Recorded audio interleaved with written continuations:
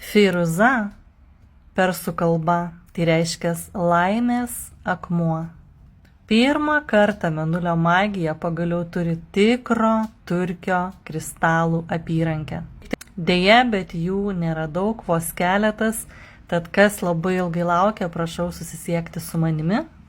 Galbūt daugelis iš jūsų nustebs, tačiau matydami parduotuvėse, tiek fizinėse, tiek elektroninėse, daug turkio drambliukų, širdelių, angeliukų, deja, bet greičiausiai tai arba paprastas akmuo dažytas, arba haulitas dažytas, nes turkio žemėje yra labai nedaug.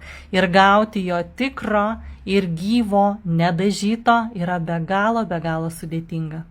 Kaip žinote iš istorijos, visi karaliai turėjo šį nuostabų akmenį, kuris yra laimės akmuo. Visose epochose turkis garsėjo kaip pergalę nešantis akmuo ir buvo laikomas laimės ir meilės talismanu.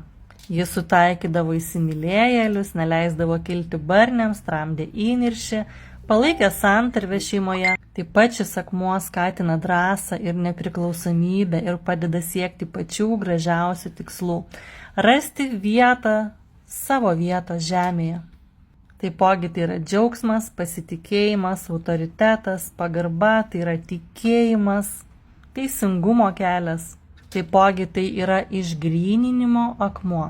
Kad ir kokie bebūtų jūsų vidiniai turtai, išmintis ar kūrybiniai sugebėjimai, ar labai didžiulė mylinti širdis, šis kristalas skatins jų pasireiškimą jūsų gyvenime ir kitų gyvenime. Jis padės jums prasiskleisti kaip gėlės žiedui ir džiuginti pasaulį ir save. Taip pat šis akmuo puikiai tinka keliautojams, nes turi apsauginę funkciją. Tai ypatingas laimės akmuo, suteikiantis daug džiaugsmo, sėkmės ir versle, ir gyvenime. Taipogi pakelia nuotaiką.